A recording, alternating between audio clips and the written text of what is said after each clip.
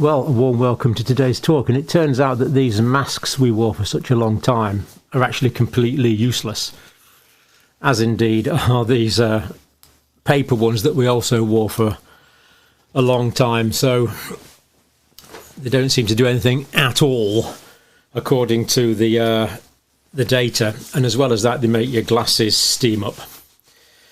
Now, welcome. It's Thursday, the 2nd of March, 2023 today. Now, I want to apologise for advocating for the use of masks for pretty well all of the end of 2020 and pretty well all of 2021.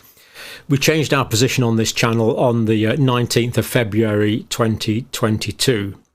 So for advocating masks before that, my apologies, I was wrong. Or at least it's certainly not supported by the data. So let's look at the author's conclusions of this study here. I just want to read these out.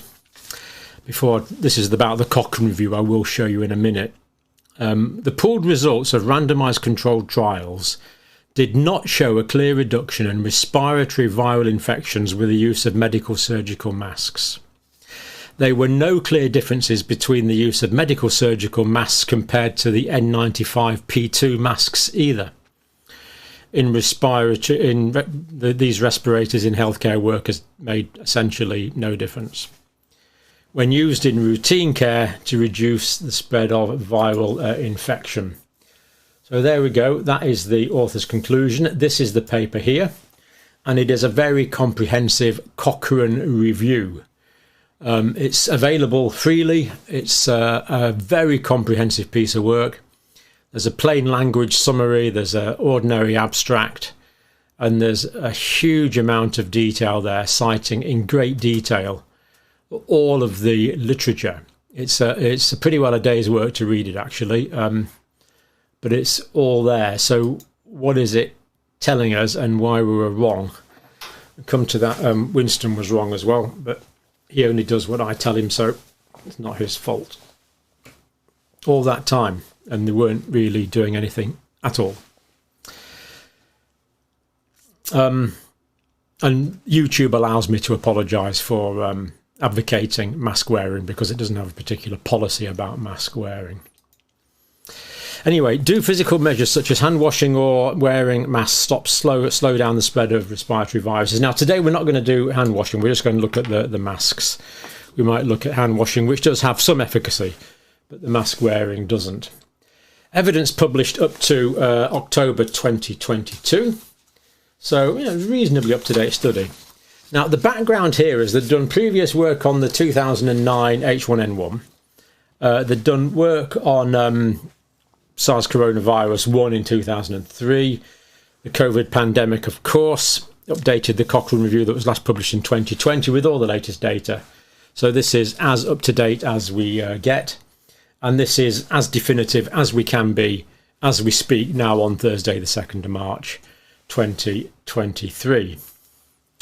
Main results: 11 randomised controlled trials and cluster randomised controlled trials. Now, a cluster randomised controlled trial just means instead of taking individuals in a trial, they take groups. So a group of people who wore masks and a group of people who didn't wear masks.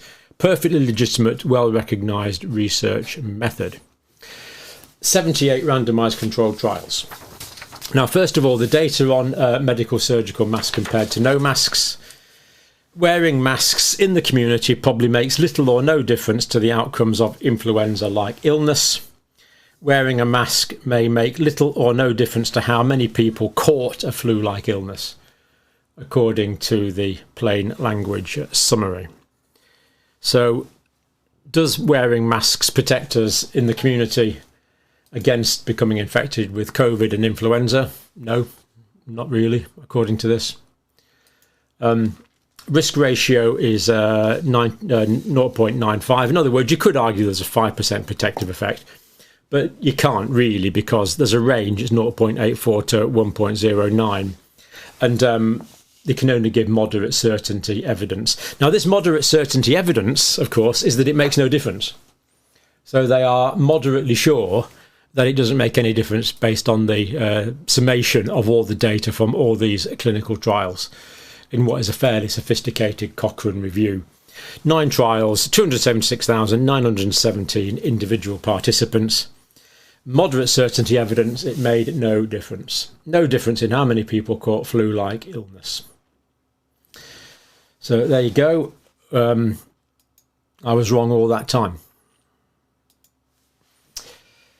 Wearing a mask in the community probably makes little or no difference to the outcome of laboratory-confirmed influenza. So this is laboratory-confirmed influenza or SARS coronavirus 2. So what about laboratory-confirmed diagnosis? What's the difference there? Well, the relative risk is 1.01. In other words, you could argue there's a 1% increased chance of getting a positive diagnosis of COVID or influenza, but of course, in practice, it makes no difference. It makes no difference. This is what the data actually shows. Confidence limits there, 95%, the 95% confidence between 0.72 and 1.42. So one, bang on one basically. 6 trials, 13,919 individuals. And they are moderately certain. Moderately certain is actually quite good.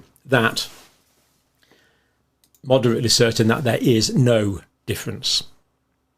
They didn't work.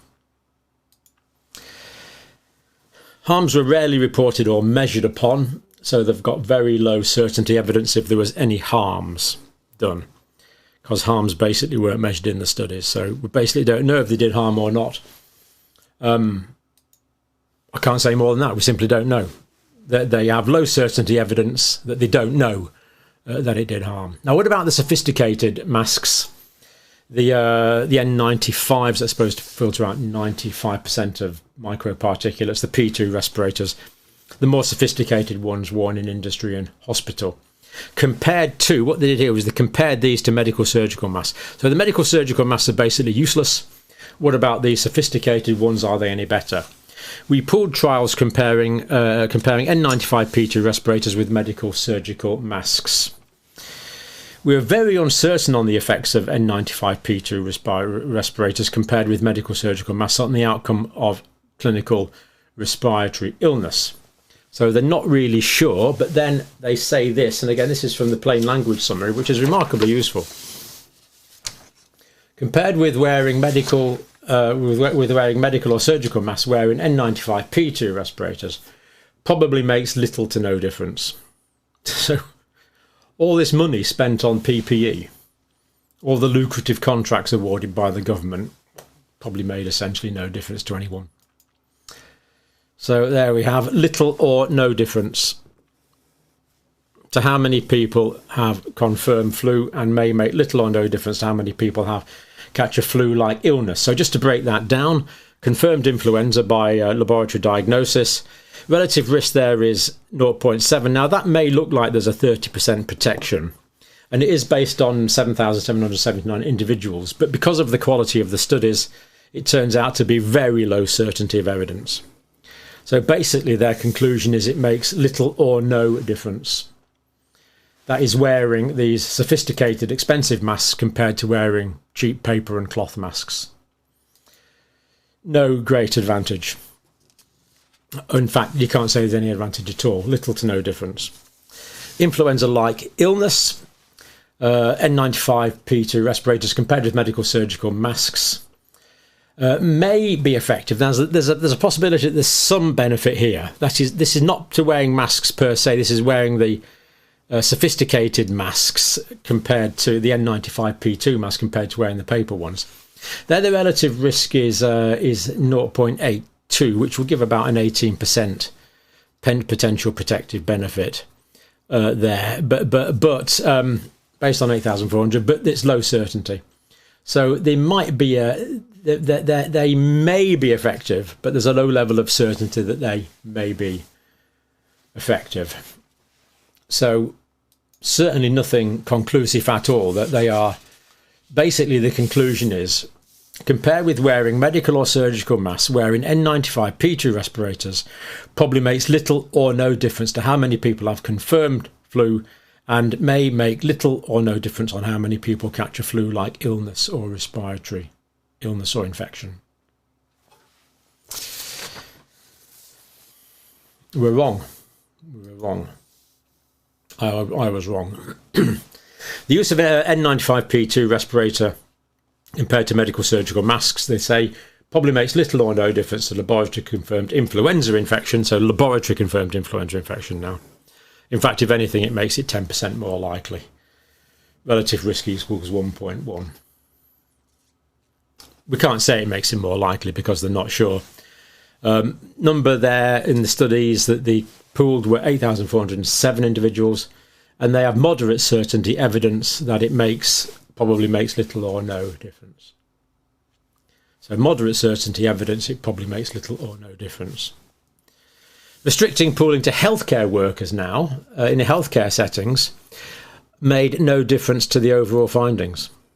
So even in healthcare settings, healthcare workers wearing these sophisticated masks made no difference to the principle that it probably makes little or no difference to laboratory-confirmed influenza infection, and by extension to other conditions. Harms were poorly measured and reported again. So whether it did harm or not, we simply don't know. Discomfort was certainly reported on many occasions. So no question. Well, they give very low certainty evidence about discomfort, but it's pretty obvious they are uncomfortable to wear, especially for a long shift. So even these sophisticated masks made little or no difference to COVID, made little or no difference to influenza, even in healthcare settings. And one new trial they reported on as well in the meta-analysis, medical surgical masks were none inferior to N95 mask respirators. In other words, they were no worse. They were just the same, in other words. They were not inferior. They were the same as. And that's from 1,009 healthcare workers in 4 countries providing direct care to COVID-19 patients. So wearing medical surgical masks or wearing N95 respirators made no difference to how useless they were in providing protection to healthcare workers providing direct care to patients. There we are. Check it all out. It's all there. The abstracts tell you most of what you need to know, but if you read through the detail there and the level of analysis is really quite excellent. It must have taken months to prepare such a comprehensive document. Cochrane's not always perfect, but this is as good as we've got in this instance. So I've apologised. Let's hope Dr. Fauci now apologises. Let's hope the Department of Health, the UK Health Security Agency, now apologises. Let's hope the FDA and the CDC apologise. Let's hope President Biden, he was a great mask advocate. Let's hope he now apologises. Our prime ministers have worn masks over many occasions. Let's hope they now apologise for misleading the public, or at least advocating interventions which are not supported by the evidence. I got it wrong. I misinterpreted the evidence at the time. I apologise for that. There's other things I probably got, well, there's other things I did get wrong as well, but we're in the confines of the channel that we're in now, so I can apologise for misleading information on mask wearing. But there again, this is how science progresses. But the key thing is, okay, you advocate something for a while, you realise you're wrong, you change. You have to admit you're wrong, you have to change, you have to move on. And unless people join me in admitting they got it wrong, then can we really move on? Can we really change? Can we have this dialectic progression into a more enlightened future? So there's the evidence. I'll just finish, I think, with the author's conclusions. The pooled results of the randomised controlled trials did not show a clear reduction in respiratory viral infections with the use of medical surgical masks. There were no clear differences between the use of medical surgical masks compared with N95P2 respirators in healthcare workers. That's as definitive as we've got. There we go. Let's learn and let's move on. Thank you for watching.